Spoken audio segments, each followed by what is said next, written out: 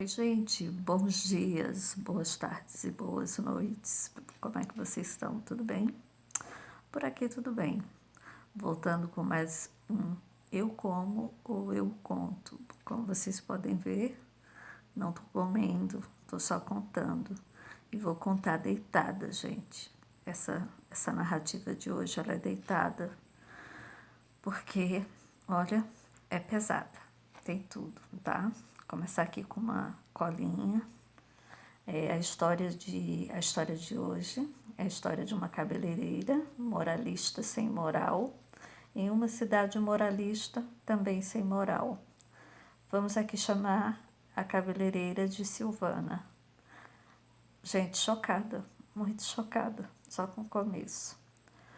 Parece uma história mexicana, sabe? É típico de uma novela, porque inclui roubo, traição, mentiras, compra de uma criança, compra de uma criança, magia negra, agiotagem, falsidade, além da destruição de 2 casamentos dos outros.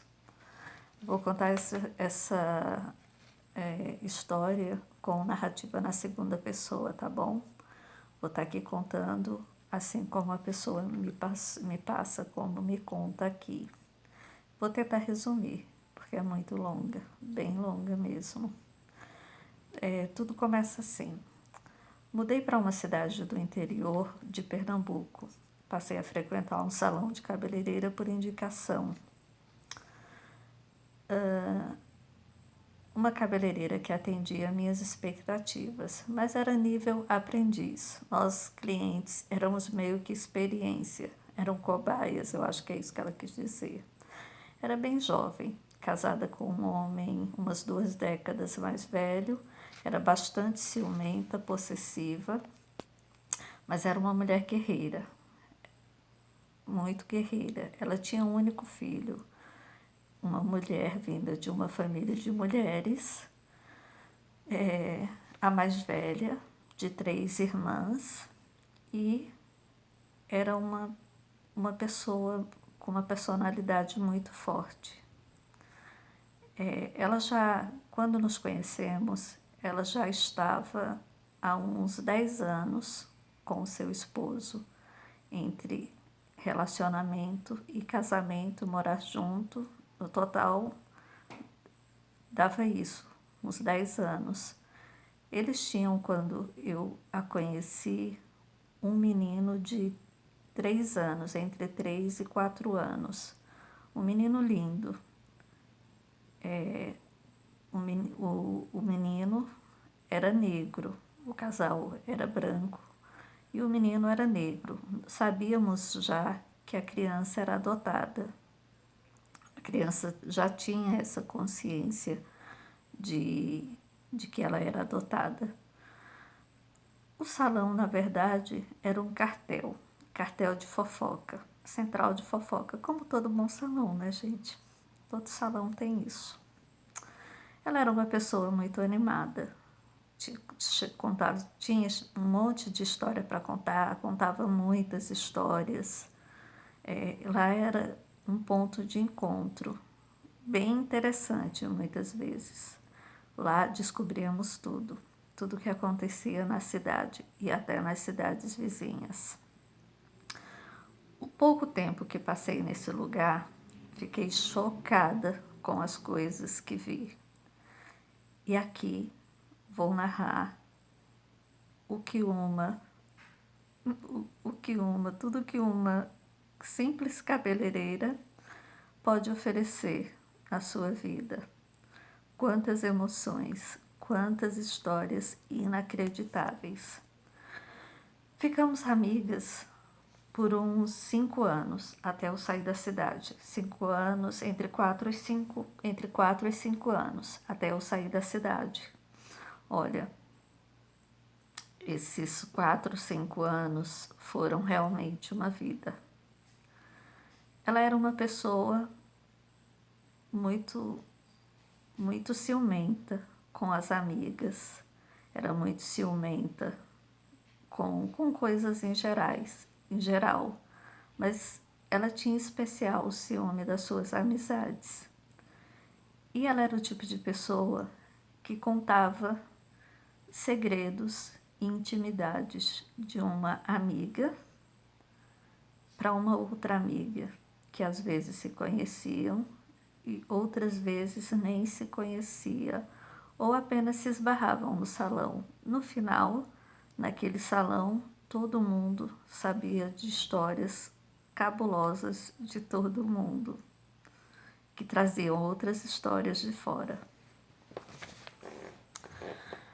A Silvana, assim como vamos chamar, né, essa cabeleireira, ela era também muito divertida e tomava muita medicação. Ela tinha problemas de ansiedade, problemas de depressão.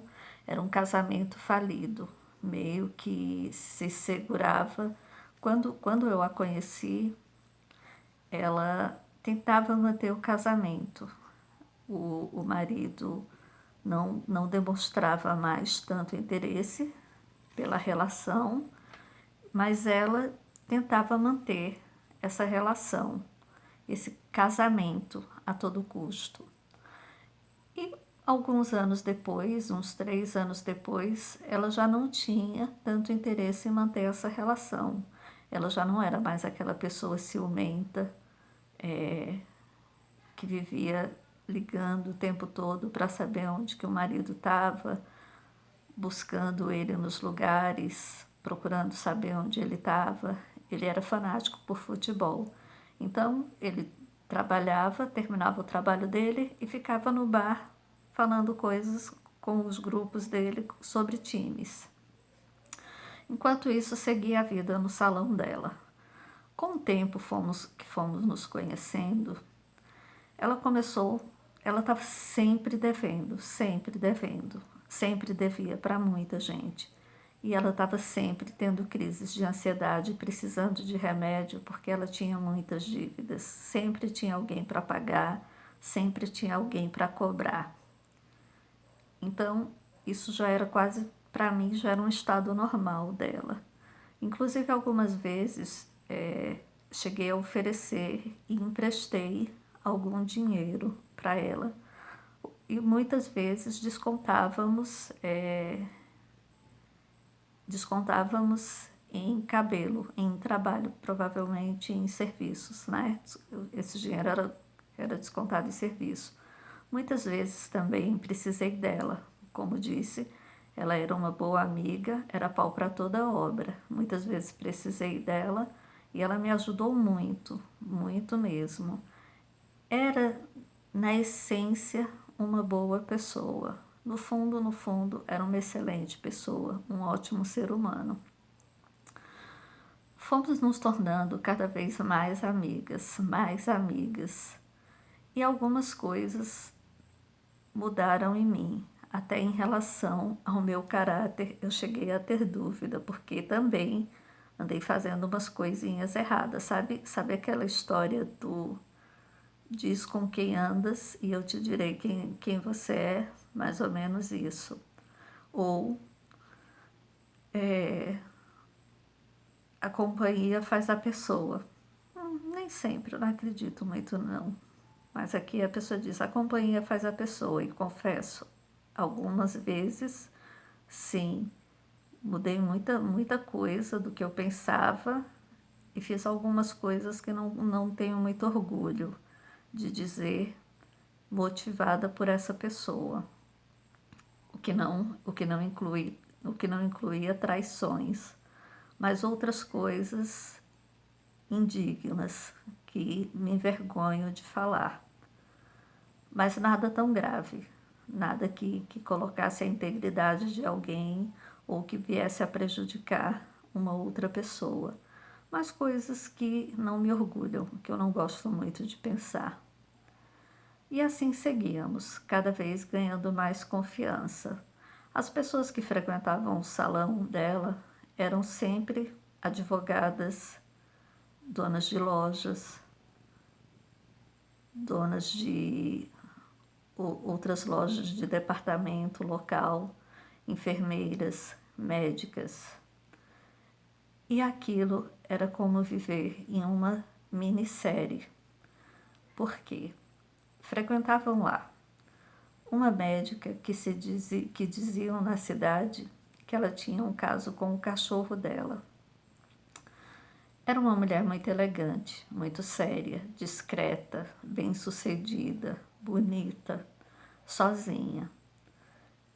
E ela amava cachorros. Ela tinha um cachorro que ela tratava como filho. Tinha verdadeira paixão por esse cachorro.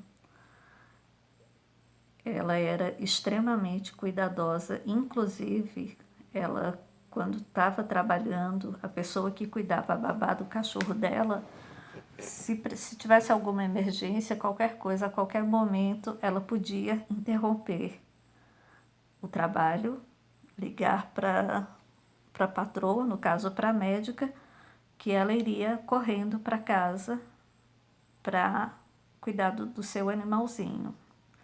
Até que um dia chego no salão e já está correndo o boato na cidade. Tudo que eu sabia, tudo o que eu sabia a respeito de boatos na cidade, eu sabia primeiro no salão. O que eu não sabia no salão, eu ia no salão e lá eu sabia direito, com todos os detalhes possíveis. Isso é muito engraçado, gente. Então um dia cheguei no salão e lá estava minha amiga, a cabeleireira, com uma cara meio abatida e sarcástica. Ela era muito sarcástica também. E aí eu comentei com ela sobre os boatos que estavam ocorrendo, sobre a médica, amiga e cliente dela, ter se relacionado sexualmente com o seu animalzinho. E isso, gente, eu tô contando isso aqui, mas eu tô contando até com constrangimento, sabe? Porque, olha, a cada linha é uma coisa mais bárbara do que a outra. E aí ela me disse, sim, disseram que ela chegou de madrugada no hospital com o cachorro travado nela. Bom, vocês entenderam, né, gente? Sabem animais na rua quando travam, quando estão namorando e travam. Disseram que ela chegou desse jeito no hospital. Era uma médica muito conhecida na cidade, muito respeitada. E ela precisou ir para o hospital. Chegou no hospital numa maca totalmente coberta, ela e o animal, da cabeça aos pés.